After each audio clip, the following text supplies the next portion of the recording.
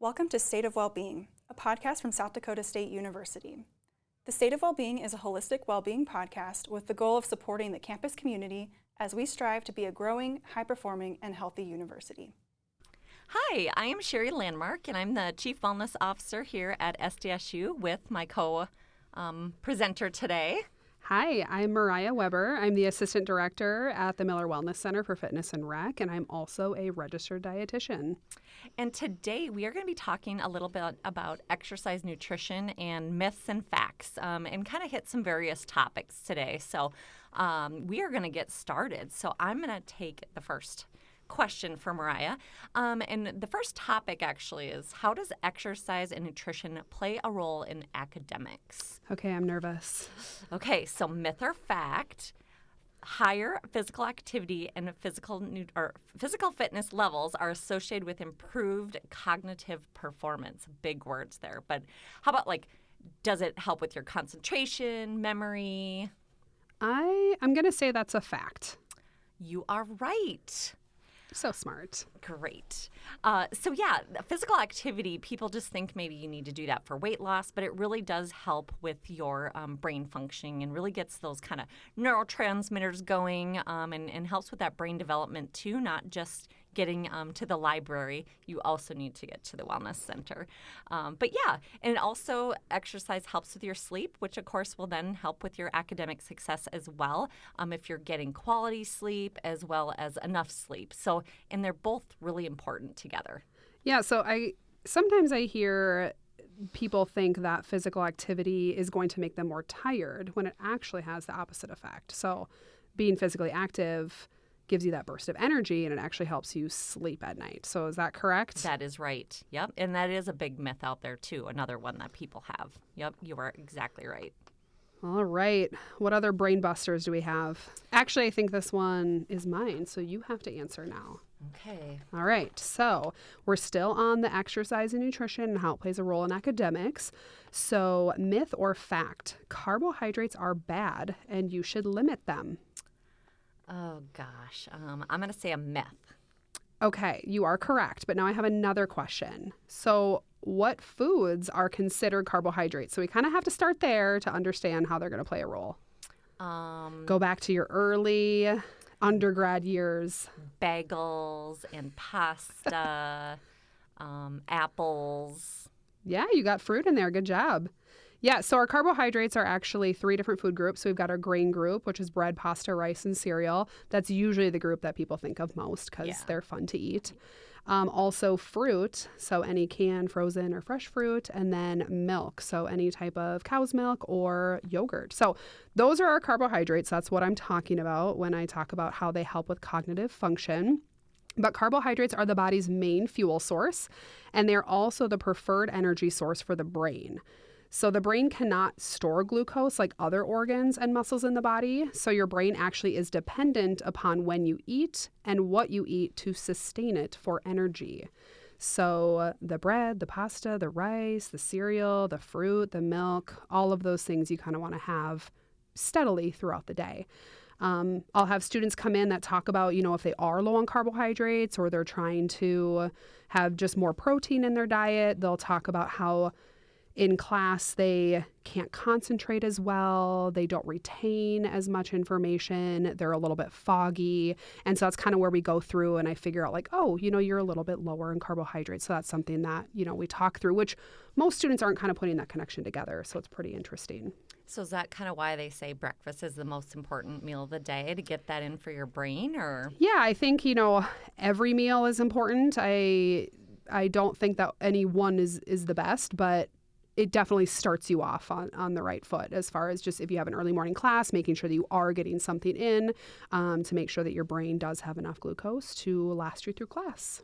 Yeah, and it's pretty easy to throw some of that just in your backpack while you're walking to campus. Yeah, really easy. Easy things like granola bars. You can do a banana. You can do crackers and peanut butter. So easy things that you can throw in your bag that don't necessarily need to be refrigerated. I think when people think breakfast, they think this, eggs and pancakes, and it really doesn't have to be that elaborate. So yeah, good. Easy snacks throughout the day. Awesome. So with kind of our exercise and nutrition and with academics, what are some resources that we have on campus that we can help? Yeah, so of course, I'm going to tell you to come to the Miller Wellness Center because we have everything. But we have anything related to exercise. So, of course, if you want to come in on your own and work out on your own, we have personal trainers, we have group fitness classes. So, all of those kind of helping with just getting your body moving, as well as myself. So I am a registered dietitian, and I do see students and community members for any nutrition-related concerns, and students get a discount when they see me just because they are students. So if you have any questions or concerns about nutrition, definitely stop in the Miller Wellness Center, come talk to myself.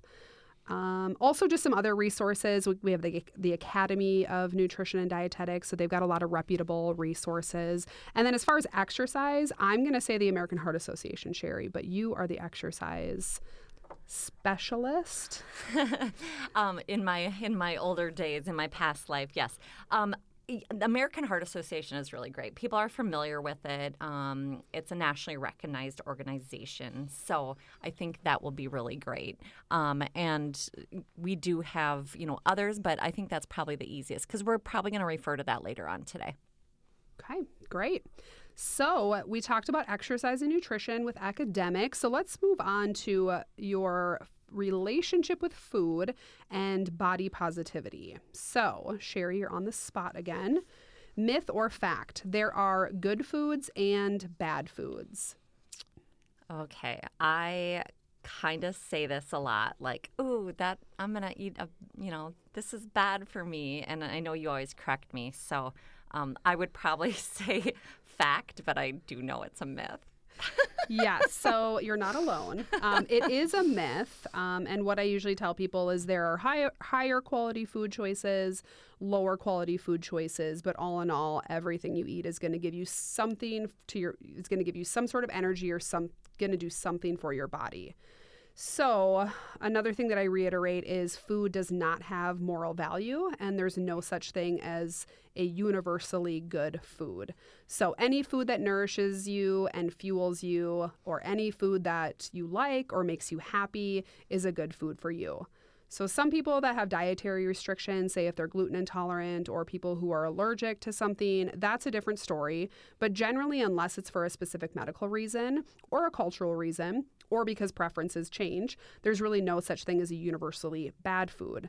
So even a hamburger can contain useful nutrients like carbohydrates, protein, iron, zinc, and all foods can fit into a varied, nutritious diet. So Think so. I mean, really, it's everything in moderation, right? I mean, you can have, that ice cream or sundae, but, it might not be the best for breakfast. But I also think another thing is, and you do this a lot, is like you might have lasagna for breakfast and people are like, who's having lasagna at like 9 a.m. in the morning? And we're like, it's Mariah. Yes, it's me. And but it really doesn't matter. You don't have to have a breakfast food.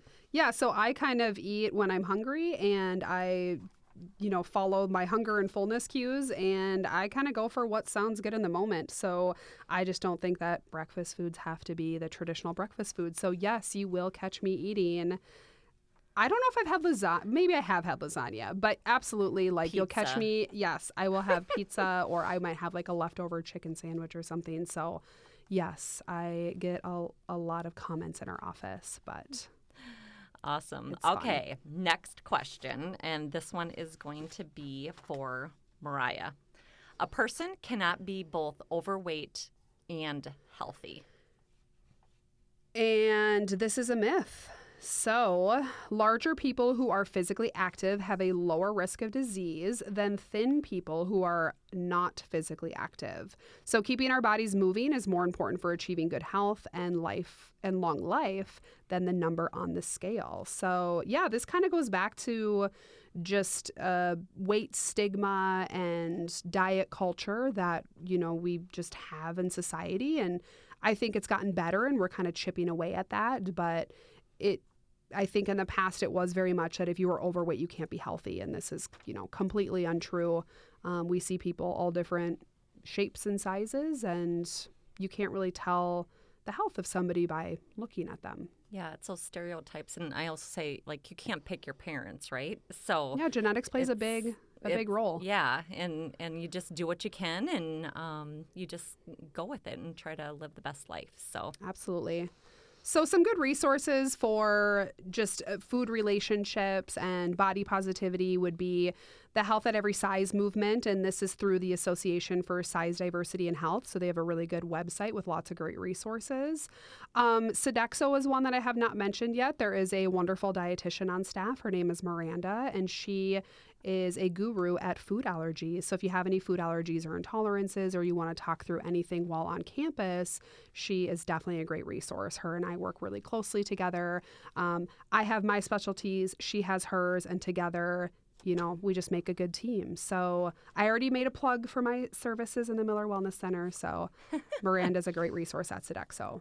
I think with on campus, and whether you just come to campus just to have a meal, the Jack's Dining site is good too, to go on there and kind of check, if you have food allergies or any religious eating concerns. I mean, there's a lot of different options there to see what you have or what you can and can't eat maybe per se. So I think that is also a good resource for people to look up. So. Yeah, absolutely. There's lots of change that comes with living on campus and eating in the facilities or the dining facilities. And so any questions or concerns, they have a lot of great resources, and they'll take you on tours and they'll point out all the different food options. So definitely utilizing them if you have questions about on-campus dining. Awesome. Okay, this takes us to our next topic.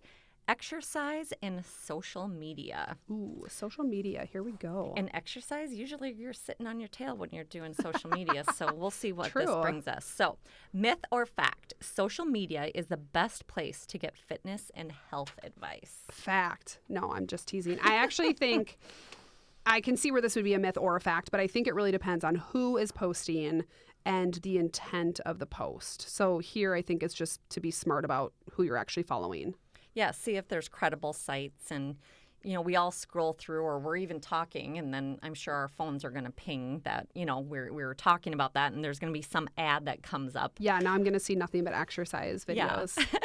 Yeah. But yeah, are they credible sites? Are they too good to be true? I think do they make you feel good, or do you get done scrolling through social media and you feel just really crummy about it? But there are some really good things.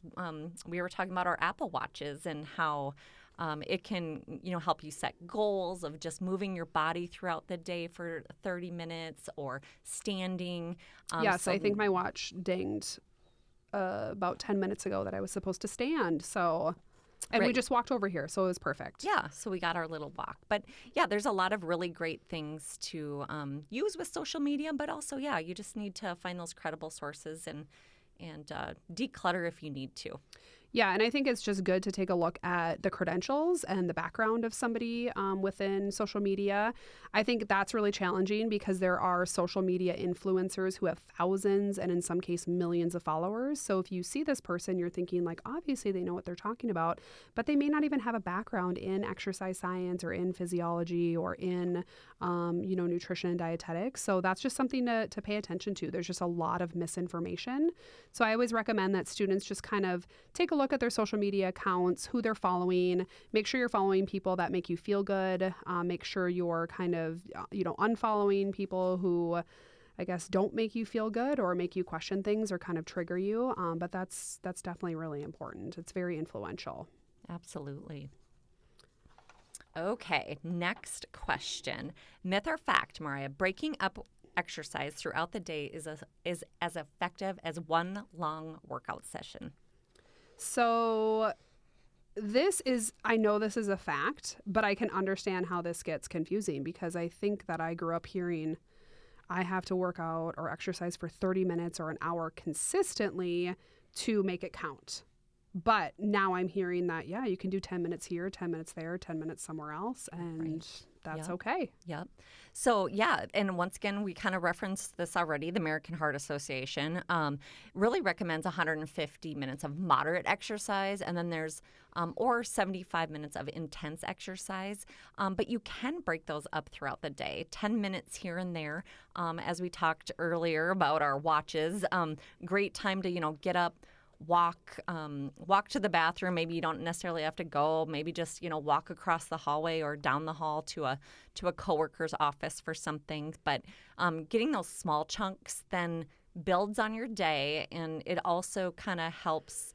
Instead of being so defeated of like, I can't make it 30 minutes, but I can make it 10, is really, really helpful, because there really is such a thing now called sitting syndrome, where we sit all day long, and even our 150 minutes of moderate or intense exercise sometimes kind of can cancel out if we're sitting down all day. So it can lead to a lot of heart disease, cholesterol, high cholesterol, even bone density problems, especially for women as they get older. So really important that you get out there and do that. And even, I call them ADLs, the activities of daily living. Like, how many times have you gone to Walmart or Hy-Vee and people are vulturing around the parking lot, and you just go to the furthest spot, and yet that person is still driving around, and you're in and out, you've already checked out, right? And so it's just making kind of those intentional things to move your body more, get up a little more throughout the day, and eventually you'll be able to just kind of keep adding. Yeah, and I think it helps to find exercise or a way to move your body that you enjoy, because sometimes I hear students or members just tell me like, well, I ran around the track, or I jumped on an elliptical, or I was on the treadmill and I hated it. And so I ask, well, then why were you doing it? And it's because they think that, the cardiovascular exercise is what they have to do. So I think, finding things that you like to do, whether it's jumping on a bike or walking your dog or jumping rope or dancing, all of those things can be considered physical activity. And I think that's really important because you would like to be able to enjoy what you're doing. When was the last time you really jumped rope? I feel like it was in a group fitness class, and it's very hard, and I don't enjoy it. But I'll tell you, you're not going to find me on an elliptical.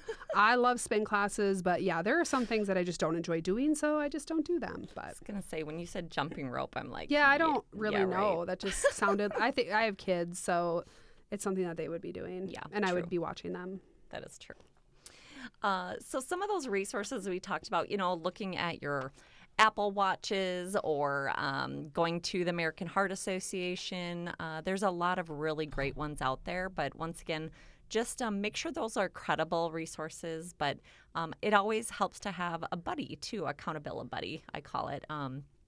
And whether, Mariah and I do that a lot in the office, and we might not be able to go to the same group fitness class or do something, but it's like, hey, are you going to go later on?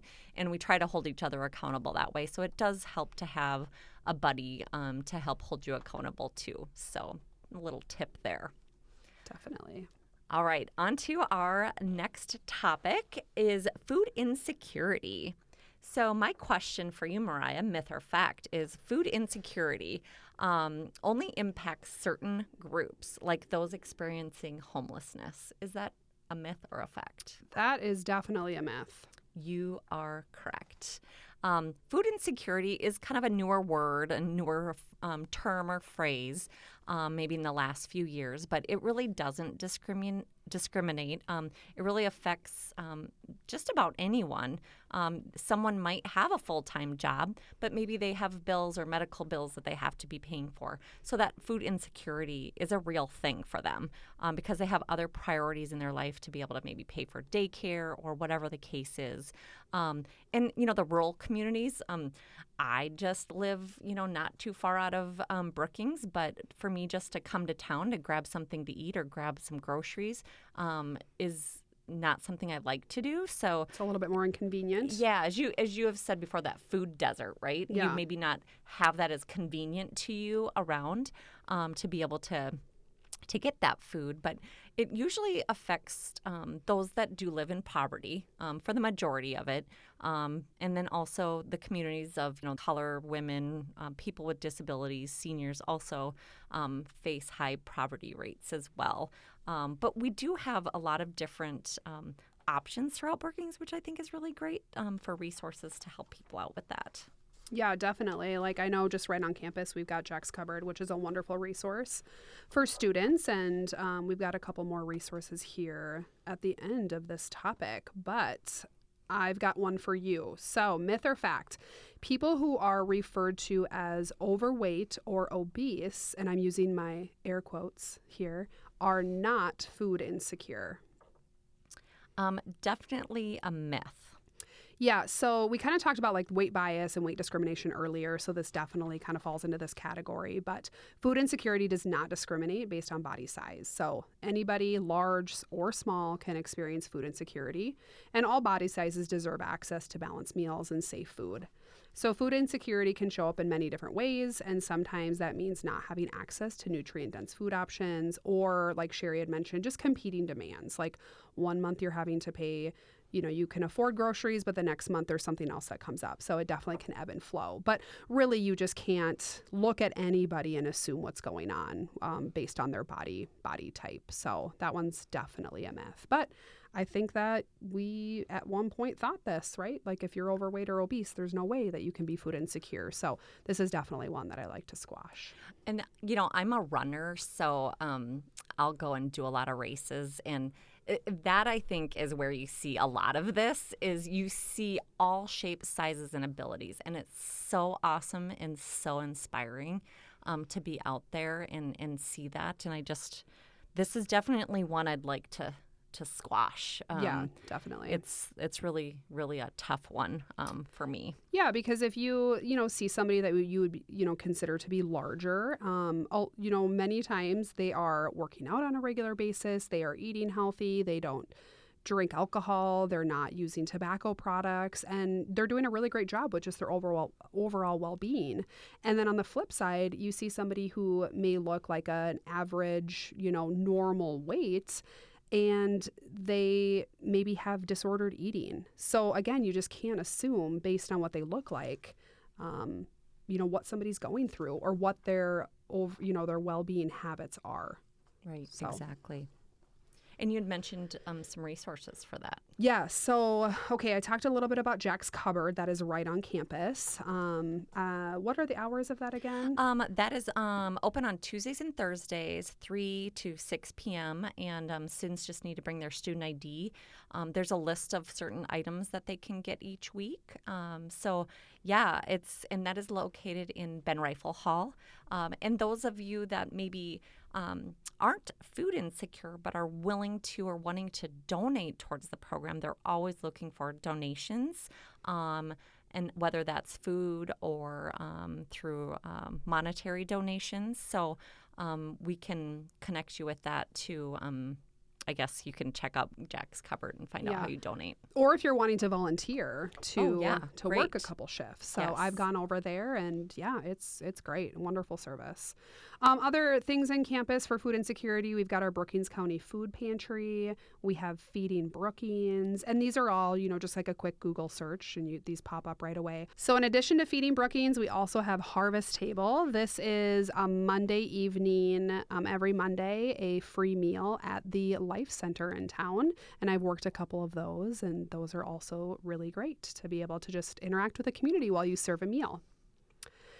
So with that, we went through a lot of really good information and just a lot of things for, people to be paying attention to and looking at. But what's the best way to put some of this into action? What would you recommend?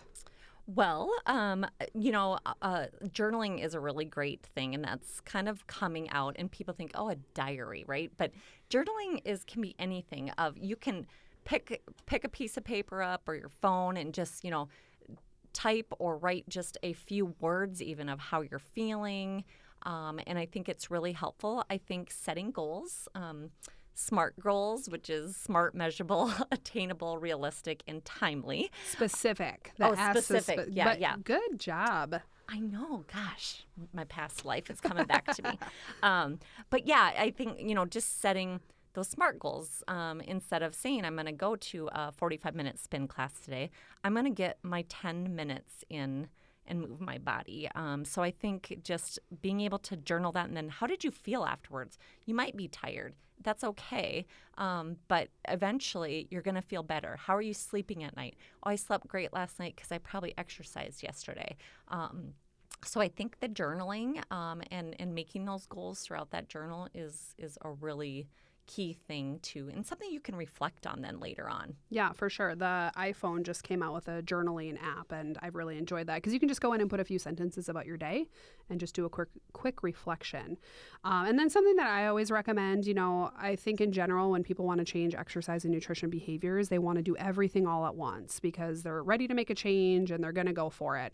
And I just really recommend, picking one or two things that they feel is beneficial to them, and so that they're not going too fast. So really just making sure that you're breaking everything down, you're kind of figuring out, what's important to you, what does your support system look like, and just slowly making one change at a time, because you can always make it harder as you go, but really not trying to do everything all at once, because that just gets really overwhelming, and most of the time that's when people fail. So pick one or two things, break them down into easy steps, and go 1 week at a time, sometimes 1 day at a time. Absolutely. Well, thank you all for joining. Thank you, Mariah, for having the myth-fact conversation with us today. Hopefully most of you that are listening got all of those right as well. It's just a fun way to kind of talk about exercise and nutrition, because there's a lot of misinformation out there. There is. So thank you for joining us, and have a great day. Thank you. Bye. Thank you for listening to this episode of State of Wellbeing, a podcast from South Dakota State University. This podcast is brought to you by the Mental Wellbeing Team and SD State Health.